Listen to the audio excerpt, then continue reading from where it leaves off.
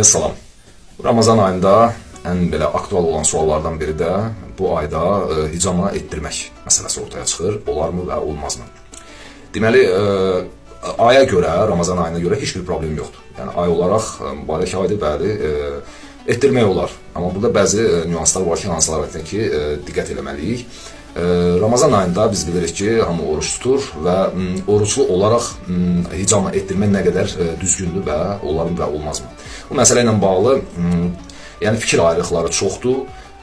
Amma belə yəni fizioloji baxımından əgər insan oruç tutursa, istər-istəməz bədəndə gedən proseslərlə bağlı olan bəzi məqamlar var ki, insan o zaman biraz zəifləyə bilər və hicama etdirsə hal dəyişikliyi ola bilər və oruç tutan adamın belə deyək, orucu pozula bilər. Yəni istisna halları var ki, bəli, əgər həqiqətən də insana ehtiyacdırsa, hicama əgər o insan oruç tutursa, iftardan sonra, yəni qida qəbul edəndən sonra biraz bədəndə qüvvət olduğu zaman etdirmək daha yaxşı olar.